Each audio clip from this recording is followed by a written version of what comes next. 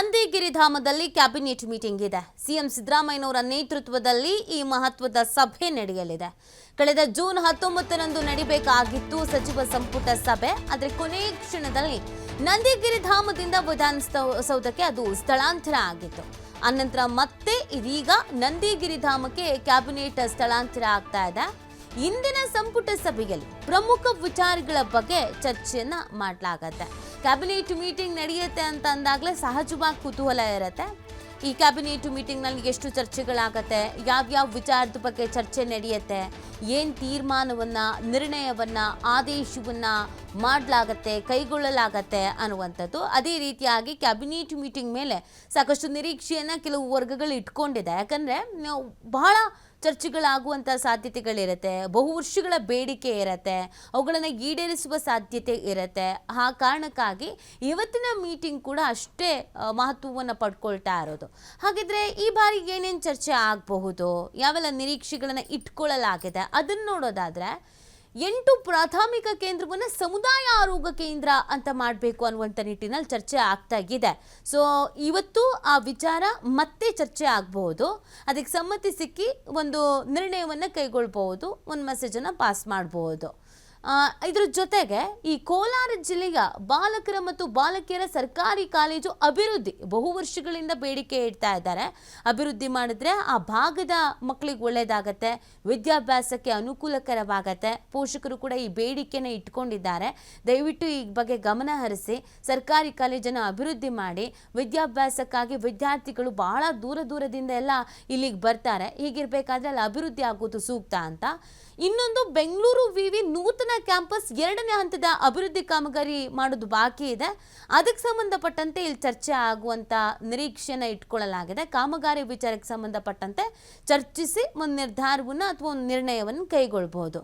ಅದರ ಜೊತೆಗೆ ಈ ಅಂತಾರಾಷ್ಟ್ರೀಯ ಪುಷ್ಟ ಹರಾಜು ಬೆಂಗಳೂರು ನಿಯಮಿತ ಸಂಸ್ಥೆ ಅಭಿವೃದ್ಧಿ, ಸೊ ಇದಕ್ಕೆ ಸಂಬಂಧಪಟ್ಟಂತೆಯೂ ಕೂಡ ಚರ್ಚೆ ಆಗಬಹುದಾದ ಸಾಧ್ಯತೆಗಳಿದೆ. ಹಾಗೇನೆ ಚಿಕ್ಕಬಳ್ಳಾಪುರ ಭಕ್ತರಹಳ್ಳಿ ಅರಸೀಕೆರೆಯ ಕೆಳಭಾಗದಲ್ಲಿ ಕೆರೆಯ ನಿರ್ಮಾಣ ಆಗಬೇಕು.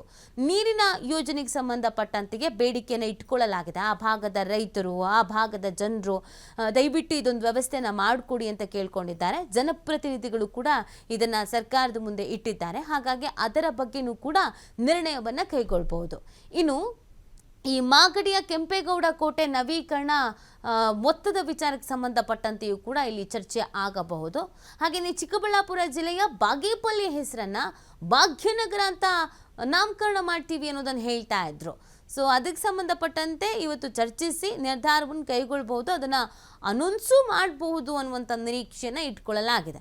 ಚಿಕ್ಕಬಳ್ಳಾಪುರ ಜಿಲ್ಲೆಯ ಬಾಗೇಪಲ್ಲಿಯನ್ನು ಇನ್ನು ಮುಂದೆ ಭಾಗ್ಯನಗರ ಅಂತ ನಾಮಕರಣ ಮಾಡಿಬಿಡೋಣ, ಇನ್ನು ಮುಂದೆ ಎಲ್ಲರೂ ಭಾಗ್ಯನಗರ ಅಂತಲೇ ಕರಿಬೇಕು ಅಂತ. ಹಾಗಾಗಿ ಇದಕ್ಕೂ ಕೂಡ ಬೇಕು ಬೇಡ ಅನ್ನೋ ಚರ್ಚೆಗಳಿಗಿದೆ. ಬಟ್ ಇವತ್ತೊಂದು ಡಿಸಿಷನ್ ತೆಗೆದುಕೊಳ್ಬಹುದು.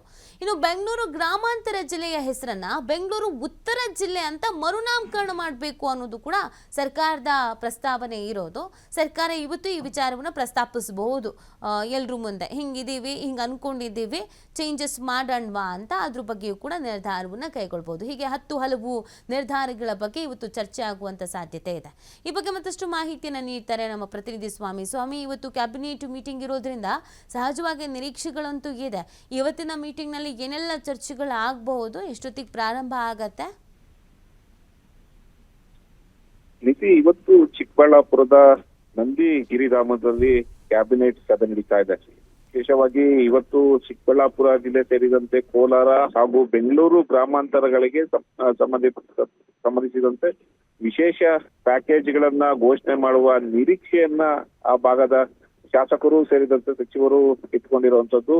ಈಗಾಗಲೇ ವಿಶೇಷ ಪ್ಯಾಕೇಜ್ಗೆ ಸಂಬಂಧಪಟ್ಟಂತೆ ಸಿಎಂ ಸಿದ್ದರಾಮಯ್ಯನವ್ರನ್ನ ಭೇಟಿಯಾಗಿ ಯಾವ ಯೋಜನೆಗಳಿಗೆ ಎಷ್ಟೆಷ್ಟು ಅನುದಾನ ಬೇಕಿದೆ, ಯಾವ ಹೊಸ ಯೋಜನೆಗಳನ್ನ ಘೋಷಣೆ ಮಾಡಬೇಕಿದೆ ಎಂಬ ಮಾಹಿತಿಯನ್ನ ಅಲ್ಲಿನ ಆಯಾ ಭಾಗದ ಶಾಸಕರು ಮನವಿಯನ್ನ ಮಾಡಿದ್ರು. ಇದಕ್ಕೆ ಸಂಬಂಧಪಟ್ಟಂತೆ ಸಿಎಂ ಸಿದ್ದರಾಮಯ್ಯನವರು ಕೂಡ ಭರವಸೆ ಕೊಟ್ಟಿದ್ದಾರೆ.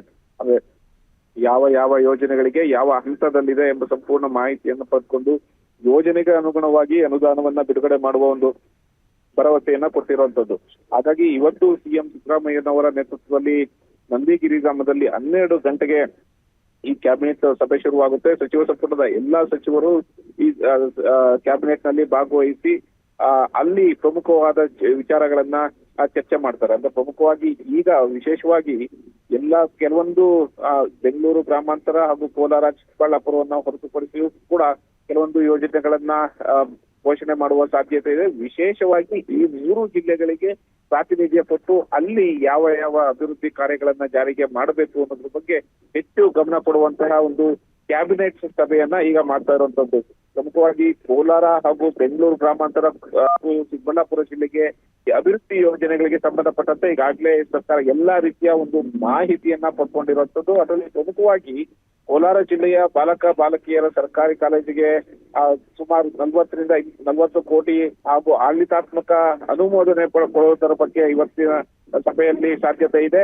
ಇದನ್ನ ಹೊರತುಪಡಿಸಿದ್ರೆ ಮಾಗಡಿ ತಾಲೂಕಿನ ನಾಡಪ್ರಭು ಕೆಂಪೇಗೌಡ ಕೋಟೆ ನವೀಕರಣಕ್ಕೆ 103 ಕೋಟಿಗಳ ಮೊತ್ತ ಗ್ರಾಂಟ್ ಮಾಡೋದ್ರ ಬಗ್ಗೆ ಒಂದು ಚರ್ಚೆ ಹಾಗೂ ವಿಶೇಷವಾಗಿ ಚಿಕ್ಕಬಳ್ಳಾಪುರ ಜಿಲ್ಲೆಯ ಬಾಗೇಪಲ್ಲಿ ಹೆಸರನ್ನ ಭಾಗ್ಯನಗರ ಎಂದು ನಾಮಕರಣ ಮಾಡುವುದು ಹಾಗೂ ಬೆಂಗಳೂರು ಗ್ರಾಮಾಂತರ ಜಿಲ್ಲೆಯ ಹೆಸರನ್ನ ಬೆಂಗಳೂರು ಉತ್ತರ ಜಿಲ್ಲೆ ಎಂಬ ಮರುನಾಮಕರಣ ಮಾಡುವ ಬಗ್ಗೆ ಚರ್ಚೆ ಆಗುವ ಸಾಧ್ಯತೆಗಳು ಹೀಗೆ. ಅಂದ್ರೆ ಒಟ್ಟಾರೆಯಾಗಿ ಆಯಾ ಜಿಲ್ಲೆಗಳಿಗೆ ಯಾವ ಯಾವ ಯೋಜನೆಗಳಿಗೆ ಅನುದಾನ ಕೊಡಬೇಕು, ಜೊತೆಗೆ ಈ ಕ್ಯಾಬಿನೆಟ್ ಸಭೆ ಮಾಡ್ತಾ ಇರೋದೇ ಅಲ್ಲಿನ ವಿಶೇಷ ಪ್ಯಾಕೇಜ್ ಗಳನ್ನ ಘೋಷಣೆ ಮಾಡಿ ಆಯಾ ಜಿಲ್ಲೆಗಳ ಅಭಿವೃದ್ಧಿ ಮಾಡಬೇಕು ಅನ್ನೋದು. ಹಾಗಾಗಿ ಇವತ್ತಿನ ಸರ್ಕಾರ ಆಯಾ ಪ್ರದೇಶಗಳಿಗೆ ಅಂದ್ರೆ ಈಗಾಗಲೇ ಶಾಸಕರು ಕೂಡ ತಮ್ಮ ಕ್ಷೇತ್ರಗಳಿಗೆ ಹೊಸ ಯೋಜನೆಗಳಿಗೆ ಸಂಬಂಧಪಟ್ಟಂತೆ ಹಾಗೂ ಅದಕ್ಕೆ ಅನುದಾನಗಳನ್ನು ಕೊಡಿ ಎಂದು ಈಗಾಗಲೇ ಮನವಿ ಮಾಡಿದ್ದಾರೆ. ಇವತ್ತಿನ ಕ್ಯಾಬಿನೆಟ್ ಸಭೆಯಲ್ಲಿ ಈ 3 ಜಿಲ್ಲೆಗಳ ಅಂದ್ರೆ ಕೋಲಾರ, ಬೆಂಗಳೂರು ಗ್ರಾಮಾಂತರ ಹಾಗೂ ಚಿಕ್ಕಬಳ್ಳಾಪುರ ಜಿಲ್ಲೆಗಳಿಗೆ ಯಾವ ಯಾವ ವಿಶೇಷ ಯೋಜನೆಗಳನ್ನ ಸರ್ಕಾರ ಘೋಷಣೆ ಮಾಡುತ್ತೆ ಅನ್ನೋದು ಕೂಡ ಕಾದ್ ನೋಡ್ಬೇಕಾಗಿರುವಂತದ್ದು. ಓಕೆ, ಥ್ಯಾಂಕ್ ಯು ಸ್ವಾಮಿ ತಮ್ಮೆಲ್ಲ ಡೀಟೇಲ್ಸ್ಗಾಗಿ.